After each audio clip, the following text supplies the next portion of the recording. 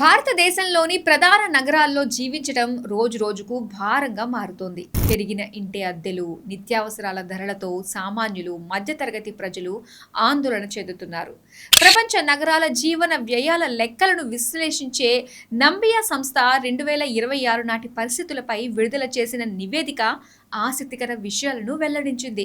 ఈ జాబితాలో దేశ ఆర్థిక రాజధాని ముంబై అత్యంత ఖరీదైన నగరంగా నిలువగా, కొనుగోలు శక్తి విషయంలో హైదరాబాద్ ముందుండటంతో అందరి సిటీగా పేరుగాంచింది. హైదరాబాద్ లో ఎవరైనా ఈజీగా బ్రతికేయొచ్చు. భారత్ లో హైదరాబాద్ లోనే జీవన వ్యయం తక్కువ. హైదరాబాద్ లో ఇంటి అద్దె మినహా 12,000తో ఈజీగా బతికేయొచ్చు. జీవన వ్యయంలో 6వ స్థానంలో హైదరాబాద్ మహానగరం. మినీ ఇండియాగా పేరుగాంచిన మన హైదరాబాద్ కుల, మత, ప్రాంతీయ భేదాలు లేకుండా అందరినీ ఆదరిస్తుంది. ఈ నగరం పేద కార్మికుల నుంచి పెట్టుబడిదారుల వరకు ప్రతి ఒక్కరికి ఉపాధి, వ్యాపార అవకాశాలతో పాటు అందరికీ ఆశ్రయం కల్పించి అక్కున చేర్చుకుంటుంది. దేశంలోని మిగతా మెట్రో నగరాలతో పోలిస్తే భాగ్యనగరంలో అవకాశాలు, సదుపాయాలు పుష్కలంగా ఉన్నాయని అంతర్జాతీయ గణాంక సంస్థ నంబియో తన తాజా నివేదికలో పేర్కొంది.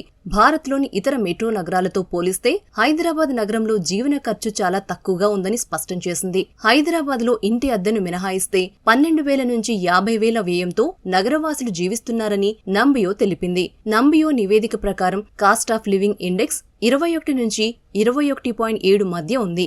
నివేదికలో ప్రధాన నగరాల జాబితాలో హైదరాబాద్ కు 6వ స్థానం రాగా, కొనుగోలు శక్తిలో మెట్రో నగరాల్లో భాగ్యనగరం అగ్రస్థానంలో నిలిచింది. అంటే హైదరాబాద్ లో సంపాదించే సొమ్ముతో ఇతర నగరాల కంటే ఎక్కువ సౌకర్యాలు పొందవచ్చన్నమాట. అందుకే గ్రామాల నుంచి హైదరాబాద్ కు వలసలు పెరుగుతున్నాయి. హైదరాబాద్ కు వస్తే మంచి ఉపాధి, ఉద్యోగంతో పాటు పిల్లలకు మెరుగైన విద్య అందించొచ్చని చాలా మంది భావిస్తున్నారట. ఇక జీవన వ్యయం విషయానికి వస్తే సంవత్సరానికి సగటున ఒక్కో మనిషికి 31,808, కుటుంబానికి 1,14,808 ఖర్చు చేస్తున్నారని అధ్యయనంలో వెల్లడించింది.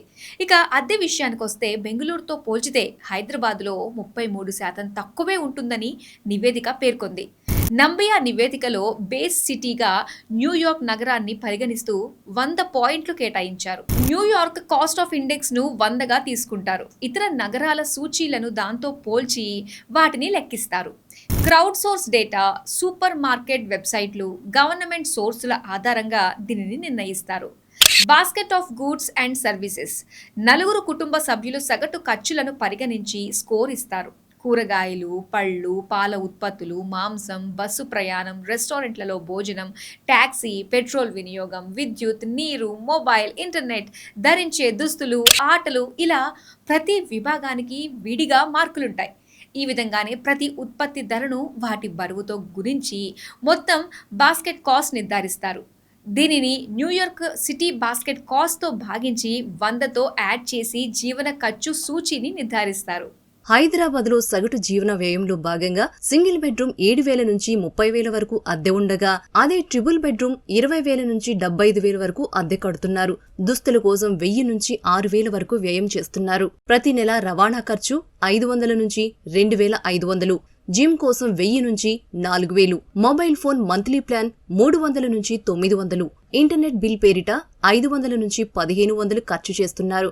అంతేకాకుండా రెస్టారెంట్లలో భోజనానికి 150 నుంచి 5,000 వరకు వినియోగిస్తున్నారు. ఇక కుటుంబంలో పిల్లలుంటే వారి ప్రీ స్కూల్ ఫీజు నెలకు 4,000 నుంచి 20,000 వ్యయం అవుతుంది. హైదరాబాద్ లో ఒంటరి వ్యక్తి ఇంటి అద్దె 1 BHK లేదా పీజీ 8,000 నుంచి 15,000, ఆహారం కోసం 3,000 నుంచి 6,000, రవాణా 1,000 నుంచి 2,000, విద్యుత్, నీరు, ఇంటర్నెట్ కోసం 1,500 నుంచి 2,500, షాపింగ్ కోసం 2,000 నుంచి 5,000.